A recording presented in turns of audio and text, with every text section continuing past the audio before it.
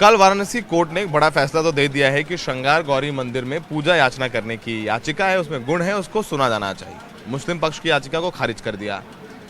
Court ने कहा है कि श्रृंगार गौरी का जो चबूतरा है वो 1991 के प्लेसेस ऑफ वर्शिप एक्ट में नहीं आता है, क्योंकि वहाँ अब भी हर साल पूजा होती है। एक बार पहले तो 1993 तक हर रोज पूजा हो रही थी, इसलिए 1991 के एम्बिट में नहीं आता।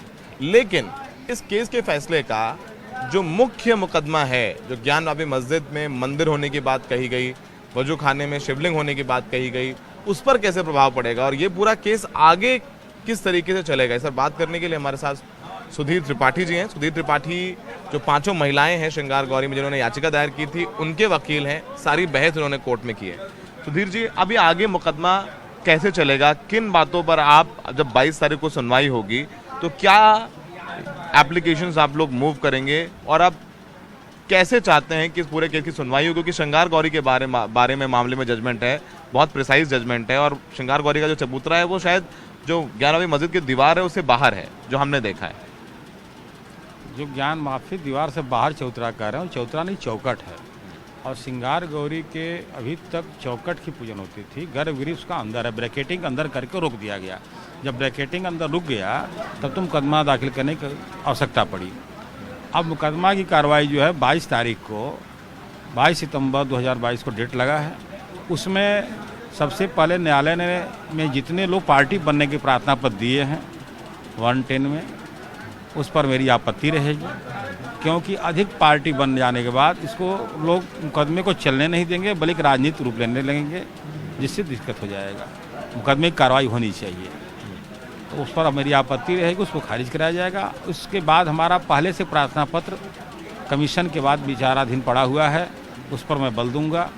वह प्रार्थना पत्र इस आशय का है कि जहाँ शिवलिंग प्राप्त हुए हैं, उनके जो वजू खाना बना दिए गए थे शिवलिंग के ऊपर, उससे ठीक दक्षिण तरफ जो नंदी जी हैं, ये दोनों नंदी जी और शिवलिंग के बीच में व्यास जी का तहखाना है।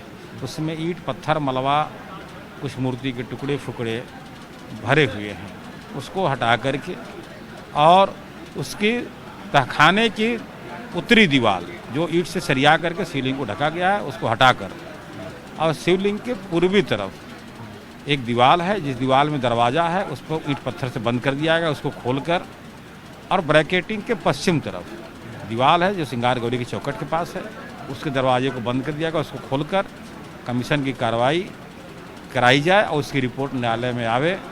फिर से आप चाहते हैं सर्वे? यह प्रार्थना पत्र मेरा विचाराधीन है, दिया हुआ है। फिर से एक सर्वे हो, एक सर्वे और हो, और उसके बाद उनकी जवाबदेही आएगी, मुकदमा ट्रायल पे चलेगा और फास्ट ट्रैक जैसा चले, तेज गति चले, इसका निस्तारण जल्दी हो।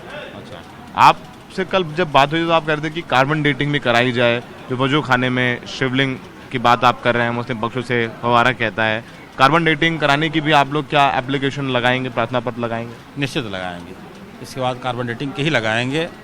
और अभी तो जब वो हाई कोर्ट जाने के लिए अपनी बात कहे हैं, तो हमारे गुरुदेव हरिशंकर जैन जी द्वारा हाई कोर्ट में हमारा कैविएट भी आज लग जाएगा। और आप कहेंगे कि आपको भी उसमें पार्टी बनाया जाए? जो नहीं, कैविएट का अर्थ पार्टी से नहीं होता है। कैविएट का अर्थ होता है कि बिना हमारे सुने किसी भी प्रकार का आदेश पारित नहीं किया जाए।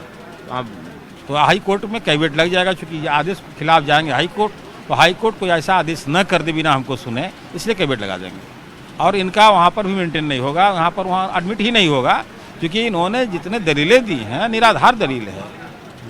मैं आपके माध्यम से दर्शकों को बता देना चाहता हूँ कि या वर्शिप एक्ट हो, चाहे वक्फ बोर्ड एक्ट हो, चाहे विश्वनाथ ट्रस्ट एक्ट हो, इन्होंने सारे इसके बिलोंग बहस भी किए हैं, कोई रूलिंग एक्ट नहीं दिए हैं। तो कहना है कि 1936 का दीन मोहम्मद का एक केस है जिसमें हाई कोर्ट ने माना है कि वक्फ प्रॉपर्टी थी, तो उसका वो हवाला दे रहे हैं। हवाला दे रहे हैं मौखिक, अगर माना है तो कोई रिकॉर्ड है तो दाखिल करें। हाई कोर्ट ने भी इनसे रिकॉर्ड मांगा था, अगर वक्फ की प्रॉपर्टी तो रिकॉर्ड दीजिए। यहाँ जब इनको रिकॉर्ड देना हुआ तो आलमगीर मस्जिद का रिकॉर्ड दिए हैं, जो कि ज्ञानवापी मस्जिद से 2.5-3 किलोमीटर दूर है, और आलमगीर का भी नाम ही नहीं है। उन्होंने अपनी बहस में कहा है 2-3 बातें। पहली बात उन्होंने कहा कि औरंगजेब का नाम आलमगीर था, इसलिए इसका आलमगीर मस्जिद इसका भी नाम है। यानी औरंगजेब जितने मंदिर को तोड़ा मस्जिद बना सब आलमगीर मस्जिद हो गए, तो फिर ज्ञानवापी ना क्यों रहा? और जहाँ तक आपने दीन मोहम्मद के मुकदमे की बात कर रहे हैं, उनमें इन्होंने वक्फ की कोई कागजात नहीं दिए और उसमें 15 गवाह गुजरे हैं। अब 15 ने कहा है कि वहाँ हिंदू का मंदिर है, पूजा पाठ होता है।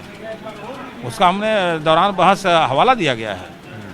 उस समय भी मंदिर था और सन 93 तक पूजा पाठ होते आया। उस वक्त तत्कालीन 93 के तत्कालीन सरकार द्वारा लोहे के ब्रैकेटिंग से घेर दी गई और सिर्फ साल में एक बार बसंत नवरात्र के चतुर्थ को चौथे दिन पूजन के लिए सिर्फ चौखट का पूजन के लिए इजाज़त दिया गया, उनकी शांति भंग की जो भी व्यवस्था हो। और उन्होंने आदेश दिया कि ज्ञान वापी परिसर के अंदर सुरक्षाकर्मी मुस्लिम ही जा सकते हैं। इस पत्रावली में भी शासकीय अधिवक्ता द्वारा ऐसा कथन करके लगाया गया था कमीशन के समय। हालांकि उसका निस्तारण हो गया और कमीशन की कार्रवाई हुई, लेकिन साधारण कमीशन होने के नाते एक जिस तरीका से मूर्ति का खंडन पड़ा हुआ है उसको सीधा करके ही फोटो नहीं लेने दिया गया, मलबा हटा कर नहीं लेने दिया गया। और जिसको शिवलिंग को फवारा कर रहे हैं, तो जब तक मलबा हटा करके कन्फर्म नहीं हो लेता है तब तक उनको भी समझ में नहीं आएगा। तो आपको लगता है कि अंदर तक काफ़ी अर्घा है? हाँ, निश्चित है, निश्चित। आप लोग क्या ASI archaeological survey of India से भी सर्वे कराने की सर्वे कमीशन आप कह रहे हैं जो सर्वे कराया जाए, मलबा हटा करके, दीवार हटा करके, आप जो कह रहे हैं सर्वे कराया जाए वापस, वो किससे सर्वे कराना चाहते हैं?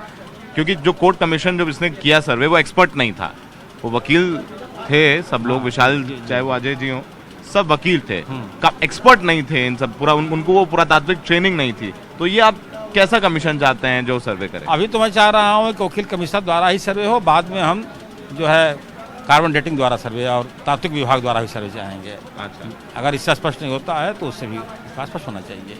वैसे स्पष्ट है कि वो मंदिर है, दीवारें वहाँ की बनावटें चीख के कह रही हैं कि मैं मंदिर हूँ, मुझे तोड़ करके सिर्फ नमाज पढ़ा जा रहा है, गुंबज की टोपी बना करके। ठीक है। तो हमने सुना सुधीर त्रिपाठी जी को, इनका कहना है कि जब 22 तारीख को सुनवाई होगी तो इनका प्रार्थना पत्र पहले से ही है, क्योंकि जो सर्वे हुआ था इसमें सिर्फ और सिर्फ फोटोग्राफी और वीडियोग्राफी हुई थी, किसी चीज़ को हटाया नहीं गया था। तो अब ये चाहते हैं कि दीवार हटा करके, कई दीवारों के उन्होंने बताया, पश्चिमी तरफ है एक नंदी जो है काशी विश्वनाथ मंदिर परिसर में है, वो मस्जिद की तरफ मुँह करके है, उसके बीच में जो नीचे कमरा है वो मलबा हटाने की बात करें। तो ये आप कह रहे हैं कि वो सर्वे था उसमें कुछ हटाया नहीं गया, इस बार तो हटा के कुछ दीवारें उनको तोड़ करके सर्वे कराया जाए। और फिर बाद में इनकी मांग है कि जो शिवलिंग मिला है, जिसको ये शिवलिंग कहते हैं, मुस्लिम पक्ष फवारा कहता है, उसकी कार्बन डेटिंग कराई जाए, पता कराया जाए कि वो कितने साल पुराना है। तो फिलहाल अब 22 तारीख को ये होगा और उन्होंने कहा कि अगर मुस्लिम पक्ष जो इलाहाबाद हाई कोर्ट जा रहा है तो उसमें भी एक केविएट लगाएंगे कि उनको सुने बिना हाई कोर्ट कोई फैसला नहीं दे। सहयोगी अश्विनी मेहरा के साथ बनारस से सौरभ शुक्ला, NDTV इंडिया।